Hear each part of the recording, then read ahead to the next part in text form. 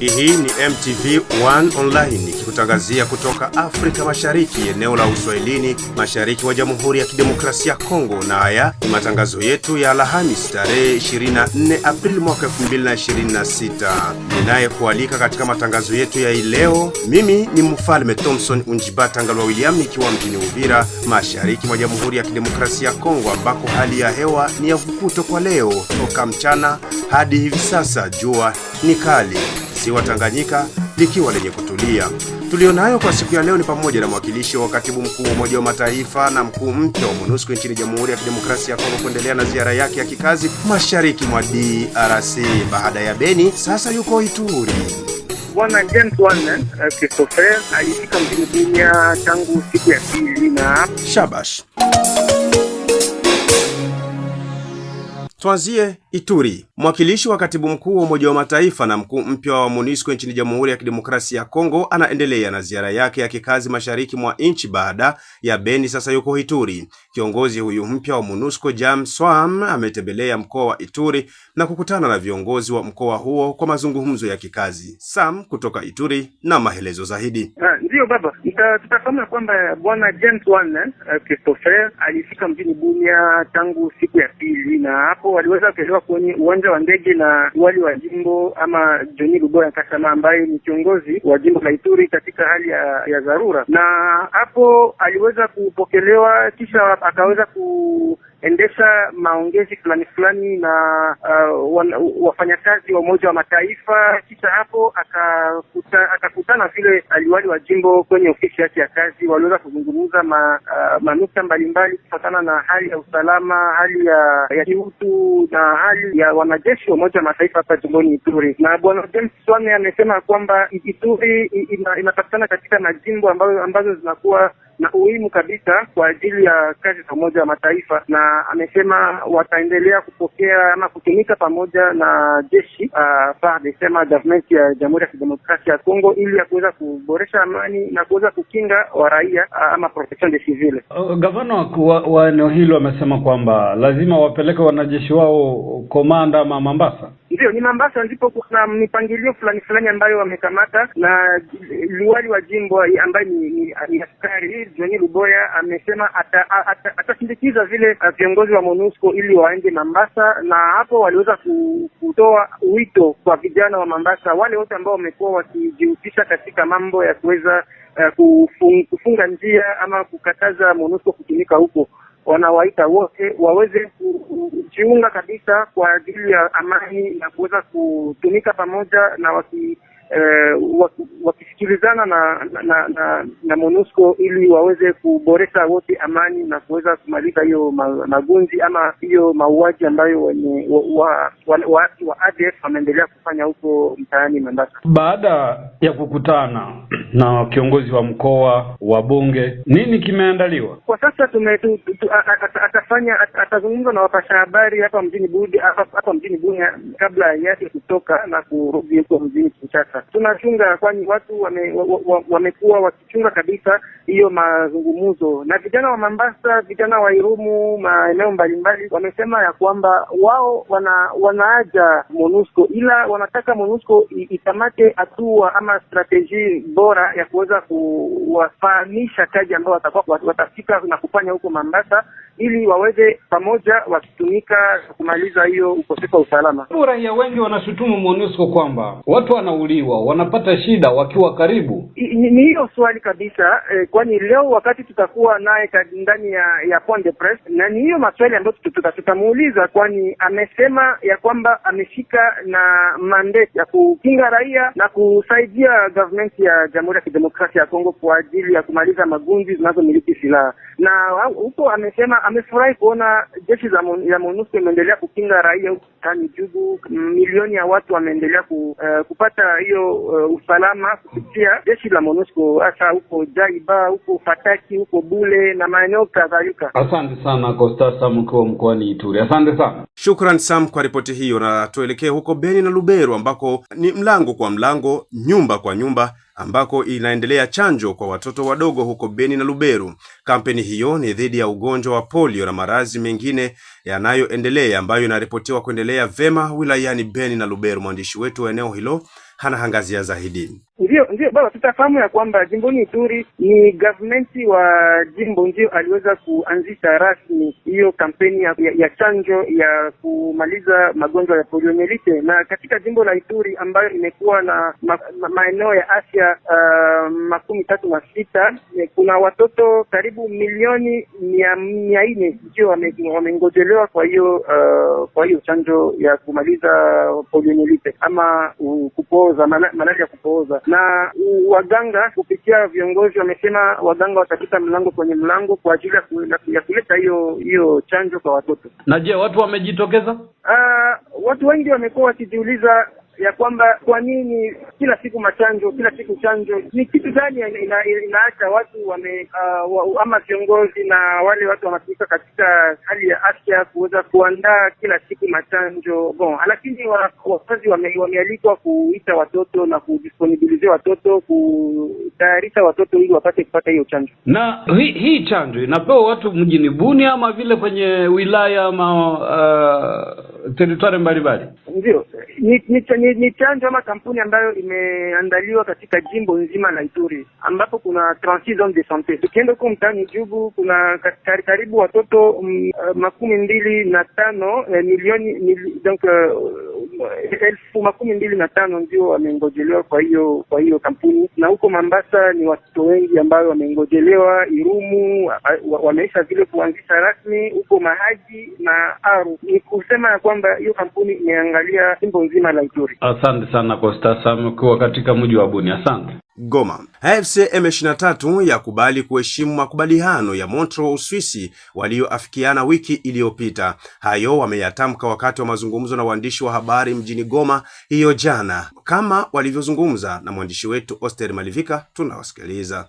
Sisi wakati tunasaini mkataba na governor ya Kinshasa, tunaweka matumaini, tunaamini ya kwamba na wao watakuwa na nia nzuri ya kutekeleza yale ambayo tumesaini.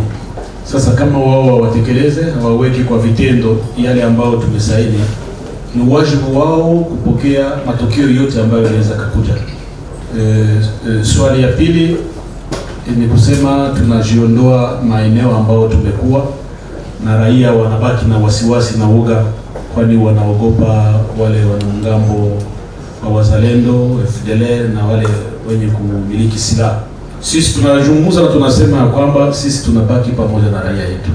Makati tumefanya hiyo vitendo mara nyingi, lakini tulikutana ni kinyume ndio inatokea. Mahali wanaokuja kudhibiti wasaidie raia na kuchunga raia, wanakuja wakinyanyasa raia hata na kuua. Sasa tulikusudia, wakati tuliona hata kwa communique zetu zingine, tulisema sisi tutabaki pamoja na raia kusudi tuhakikishe ya kwamba hakuna kitu kibaya kitawafikia, na tutaondoka kamwe, na sisi itabidi tusikilizane na gavana ya Kinshasa kusudi tutatue shida zote ambazo ziliacha tunachukua silaha.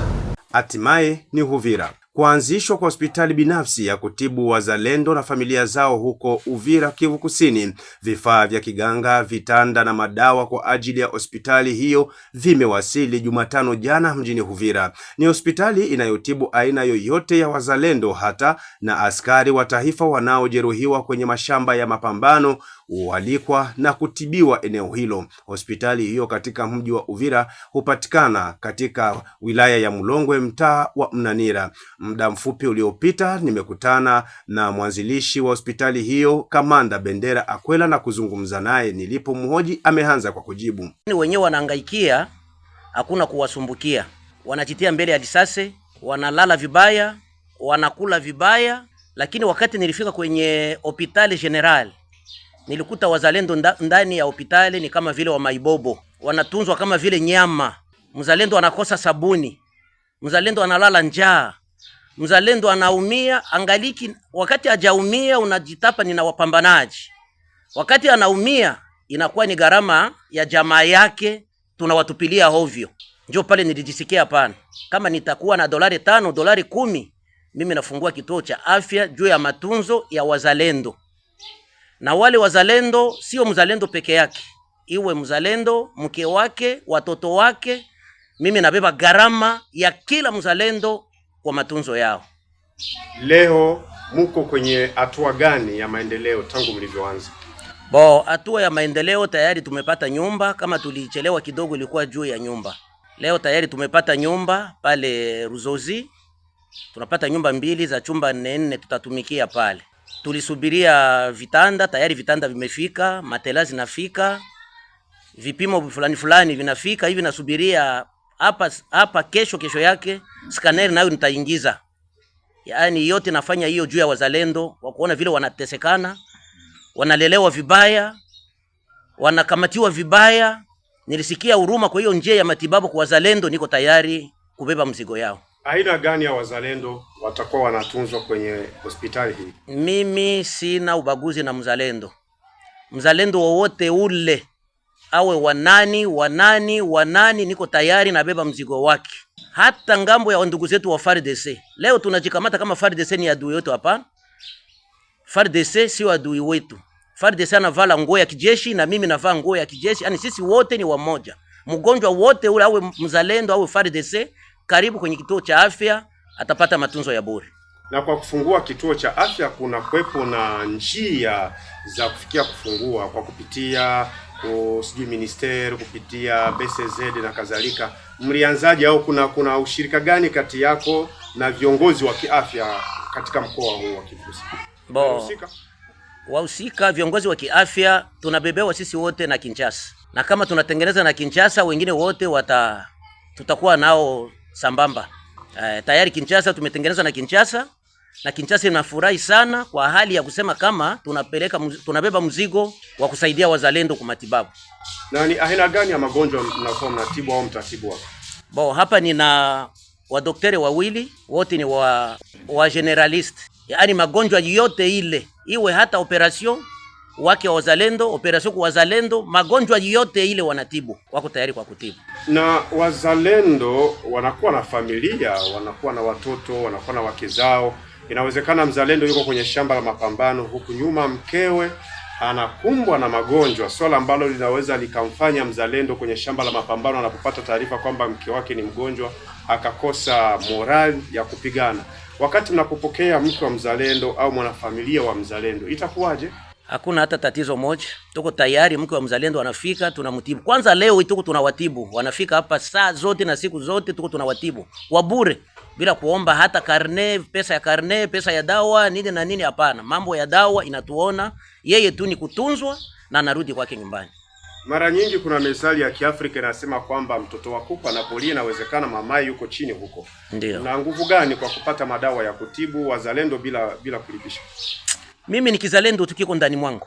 Sio kusema kama labda ni nini na nini, hapana. Kama ni parcel yangu nitauzisha. Kama ni kuku yangu, ni mbuzi nitauzisha juu mzalendo apate matibabu. Ufikiri kwamba itakuletea mgogoro na familia yako na mke wako? Ile haikosaki kwa wanawake, haikosaki, lakini mimi nimejitolea na mwanamke atanifuata kama vile mimi nimejitolea. Na kwa hiyo wazalendo umesema kwamba wote wanaweza wakaja hapa.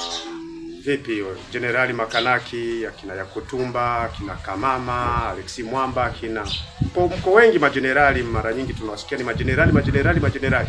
Sasa wale wote wanapopatwa na matatizo kama hayo, mlango uko wazi. Hao wote wa generali umetaja hapo, wote ni wazalendo. Tunasema mzalendo bila ubaguzi. Awe mzalendo wa nani, awe nani, sibague mtu. Wote mwenye anaugua, mwenye anapata matatizo ya kiafya, niko tayari kubeba mzigo wake. Kwa leo unataka Uvira ijue nini? Uvira ijue kama watoto wetu kama vile wazalendo wanaishi siku mingi sana bila kuhangaikiwa hali ya matibabu. Niko tayari kupokea wazalendo wote ule Uvira. Tunasema watoto wetu, mimi munibebeshe mzigo ya watoto wetu, naibeba na kubali kubeba mzigo ya watoto wetu wote, natia juu ya kichwa yangu, juu ya matibabu yao. Kwa kumalizia, kuna swala la kupigilia msumari hapo unalo wa kuongeza? Swali ya kupigia msumari hapo, labda madokta ndio wanaweza wakapigia hiyo msumari. Bendera Akwela, tunakushukuru kwa muda wako. Asante. Na mpenzi msikilizaji wa MTV1 Online, ni hayo tu tuliyokuwa nayo kwa leo. Matangazo ambayo yameandaliwa naye Abel Songo pamoja na Rebeka kutoka studio zetu za Goma chini ya ukaguzi wake Oster Malivika, na kuletwa kwenu nami Mfalme Thompson Unjibata Ngalwa William. Shukrani kwako, nikutakie kila laheri. Mwisho wa matangazo haya ni kuchukua kasia na mpondo kuvuka kwenda kuandaa matangazo mengine. Niseme tu bye bye.